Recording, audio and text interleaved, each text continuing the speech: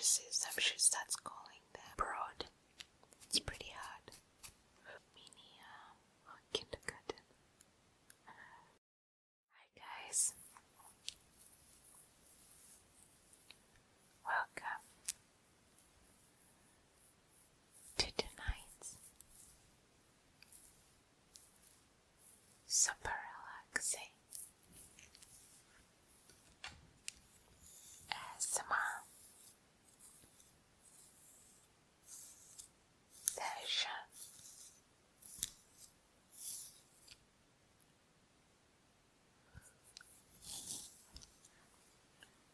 Hope you enjoy.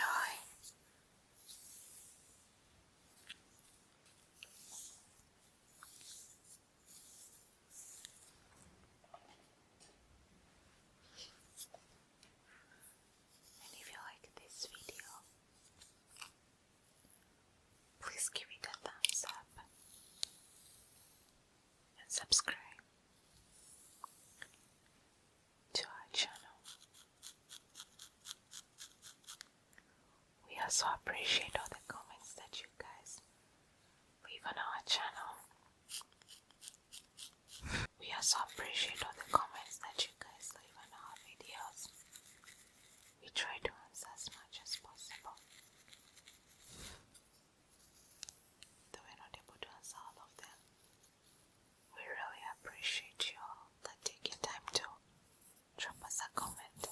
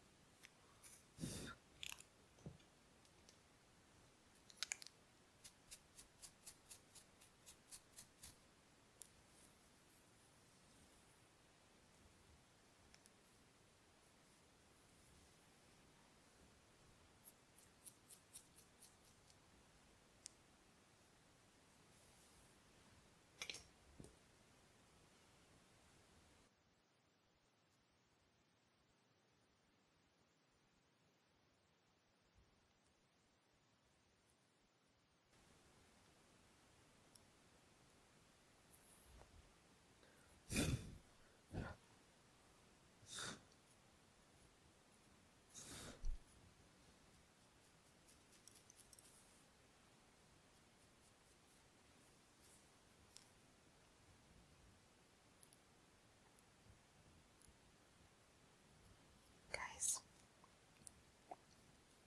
I'm sorry if I'm so quiet. I've had such an uneventful month so far. We recently started taking our baby to mini kindergarten, if I can call it that.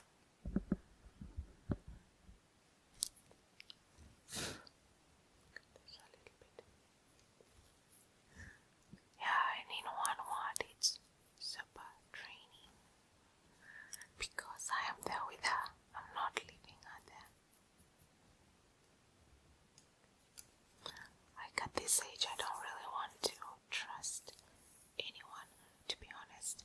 At the age where my baby cannot speak, I'm not trusting her with anyone, really, to leave her. Just, leave her and walk away and go home.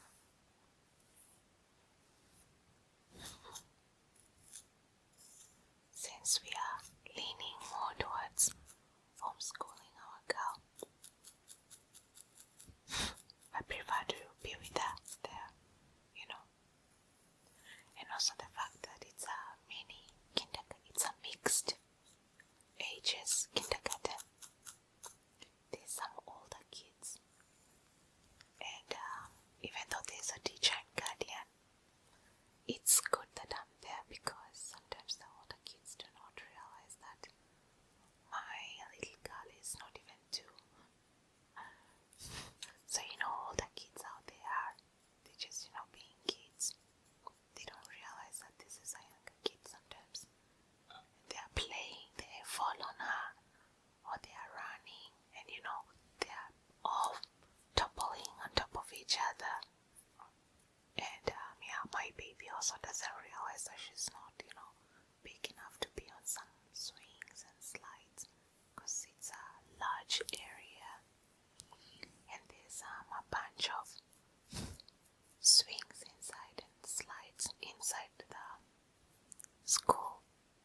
school, really. We call it mini school, not mini kindergarten, but it's a kindergarten.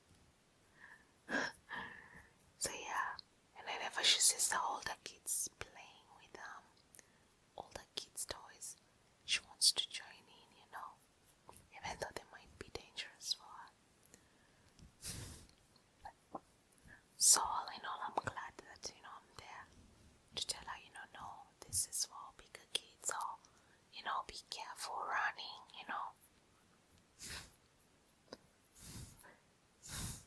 They have some electric scooters there. And the younger kids usually take the bikes and the scooters that are not electric, the tricycles.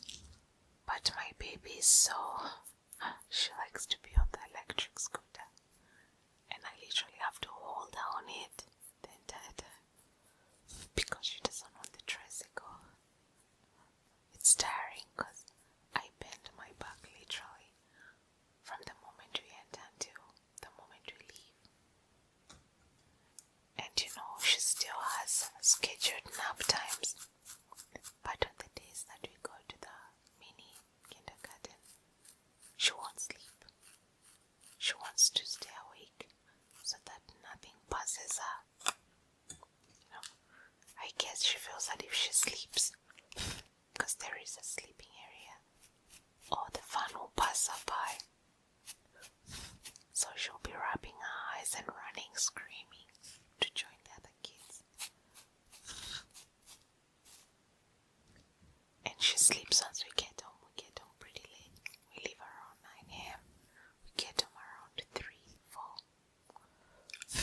So that's when she sleeps. Like the second nap of the day, or sometimes even the first nap of the day. She just mixes it with the night sleep.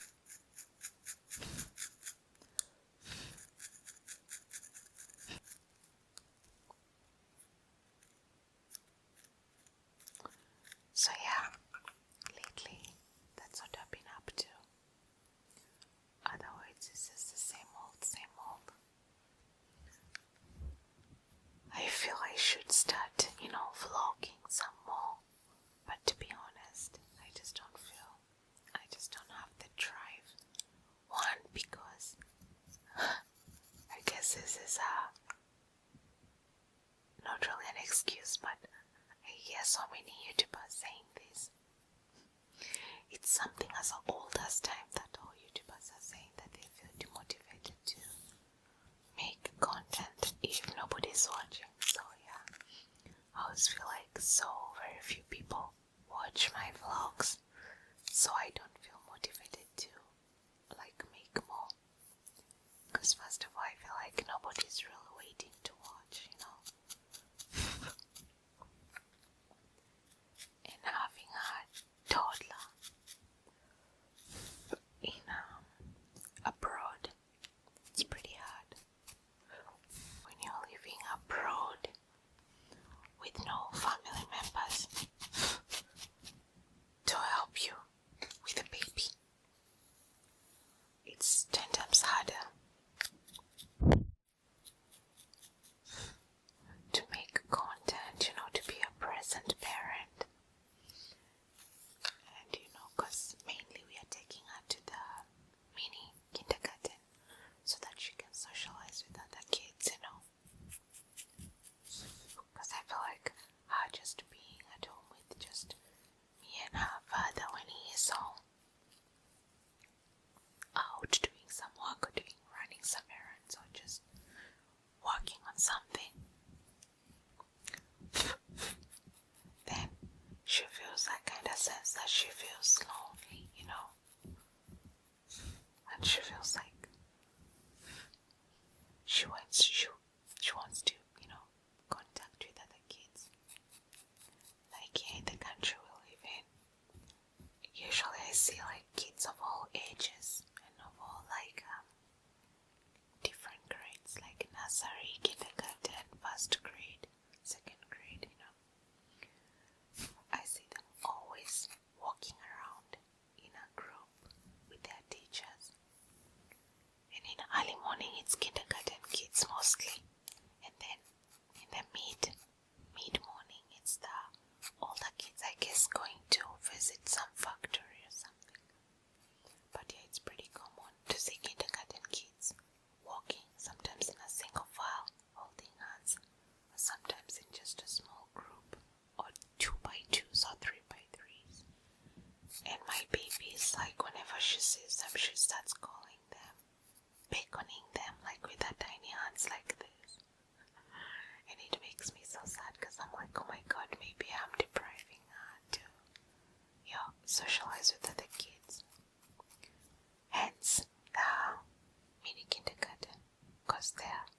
she enjoys so much, you know.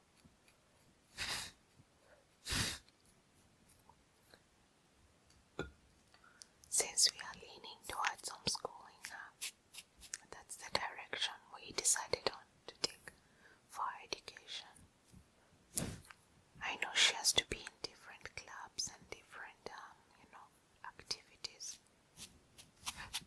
so that she doesn't, miss out on the human contact, with other kids her age. And she's not just with mama at home,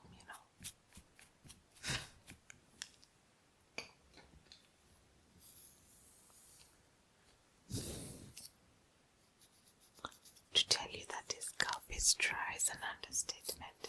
Super dry.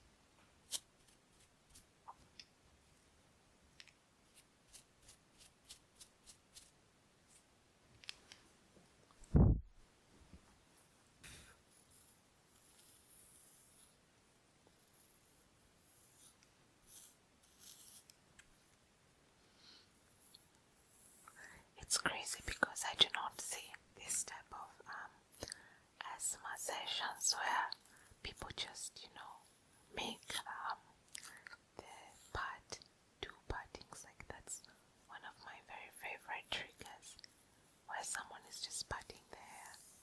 Literally, I could watch it for hours and hours, especially when they're applying they're parting their hair for braids. I absolutely love it. When I find a video on a reel on Instagram with that trigger, I can watch it over and over 17 times and save it for better. But I don't find such asthma sessions, on YouTube. And yet I do them and people don't like them. I don't understand it. I think I've done a couple of videos, actually a bunch of videos where I just pat the hair. And not many people like this trigger. It's crazy. I love it. It's one of my top favorite. Top 5. This is like number 2. Trigger. Favorite trigger.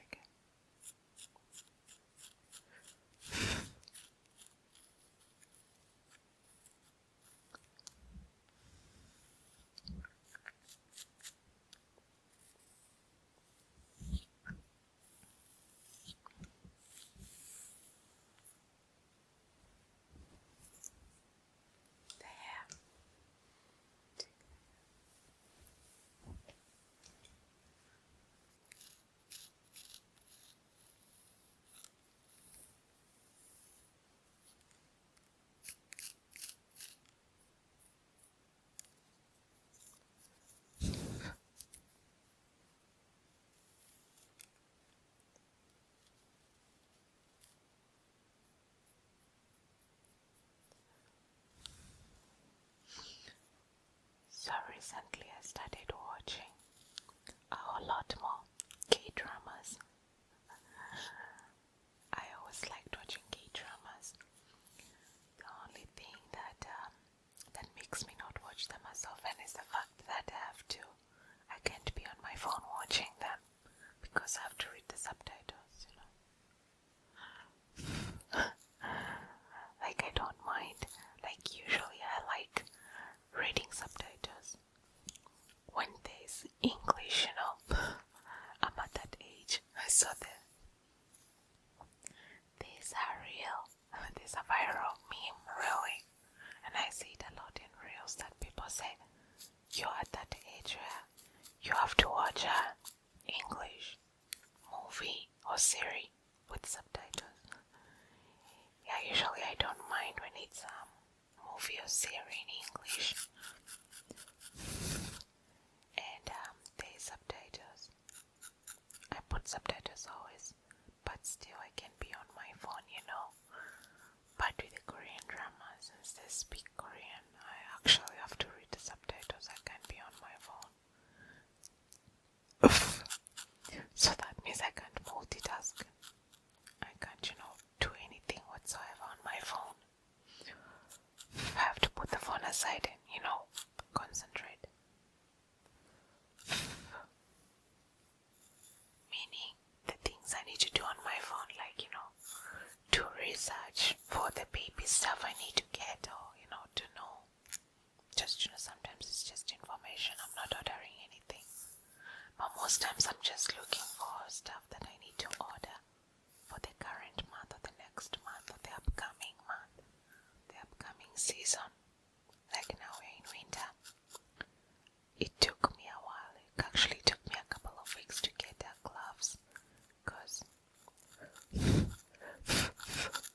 the gloves she's been wearing are a sweater material, and the last time we came from the mini kindergarten she got rained on. When I removed her gloves they were soaked wet, so I've been looking for gloves that are waterproof, such that if it rains on us, like if we are rained on again, you know, our hands are not soaked. Anyway, I had to pause the Korean drama I was watching for like an hour after I put her to bed to look for the gloves, because when I'm looking during the day I don't finish the search. My attention is taken by other things to do and I end up not finishing my research. So I decided once I put her to bed a couple of days ago to just fully just look around with the TV off, because I can't multitask if I don't speak Korean. So yeah, anyway, any recommendations from any K-drama lovers out there, I would really appreciate. I am into anything soon. I'm into anything intriguing and swoon-worthy. Absolutely loved Crash Landing on You, My King, The Landing, or something like that. I loved that. One Spring Night, I guess. And also Hometown Cha-Cha-Cha, even though I felt like the two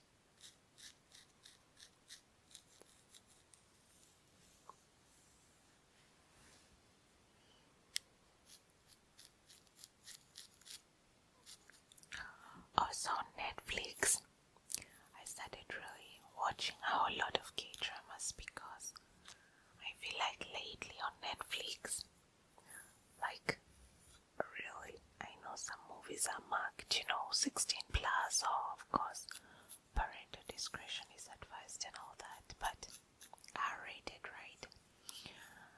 But there's just too much, like too much of stuff that myself I don't like.